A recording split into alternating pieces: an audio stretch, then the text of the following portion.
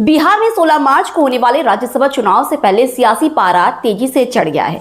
5 सीटों के लिए मतदान हो रहा है, लेकिन मैदान में 6 उम्मीदवार होने से मुकाबला खास तौर पर 5वीं सीट पर बेहद दिलचस्प हो गया है। इसी सीट को जीतने के लिए एनडीए ने अपनी पूरी ताकत झोंक दी है। पटना में उप मुख्यमंत्री सम्राट चौधरी के सरकारी आवास पर एनडीए विधायकों की अहम बैठक हुई। इस बैठक में देर रात तक चली, जिसमें राज्यसभा चुनाव की रणनीति पर विस्तार से चर्चा की गई। बैठक में भाजपा के राष्ट्रीय पर्यवेक्षक और छत्तीसगढ़ के उप मुख्यमंत्री विजय शर्मा और केंद्रीय मंत्री हर्ष मल्होत्रा भी मौजूद रहे। बैठक के दौरान विधायकों को मतदान प्रक्रिया की बारीकियों के बारे में समझाया गया। खास तौर पर इस बात पर जोर दिया गया कि किसी भी तकनीकी गलती की वजह से वोट निरस्त न हो जाए। इसके अलावा विधायकों को यह भी कहा गया कि किसी भी अवांछित फोन कॉल या बाहरी दबाव में न आए और बिना सूचना कहीं भी न जाएं।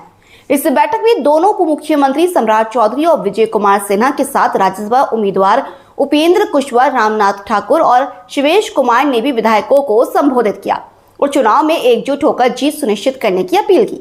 सूत्रों के मुताबिक एनडीए अब 2 बैठकों के जरिए अपनी रणनीति को अंतिम रूप देगा। 14 मार्च को उपेंद्र कुशवाहा के आवास पर और 15 मार्च को जदयू के वरिष्ठ नेता विजय चौधरी के घर आखिरी रणनीतिक बैठक होगी। अगर विधानसभा के आंकड़ों पर नजर डालें तो एनडीए के पास कुल 202 विधायक है। इनमें भाजपा के 89, जदयू के 85, लोजपा के 19, हम के 5 और राष्ट्रीय लोक मोर्चा के 4 विधायक शामिल है। वहीं महागठबंधन के पास संख्या काफी कम है। ऐसे में भाजपा और जदयू को 2-2 सीट मिलना लगभग तय माना जा रहा है, लेकिन असली लड़ाई 5वीं सीट पर फंसी हुई है। 5वीं सीट जीतने के लिए एनडीए को 3 अतिरिक्त विधायकों के समर्थन की जरूरत है। महागठबंधन को 6 अतिरिक्त वोट चाहिए। ऐसे में एआईएमआईएम के 5 विधायक और बसपा का 1 विधायक इस चुनाव में किंग मेकर की भूमिका में नजर आ रहा है।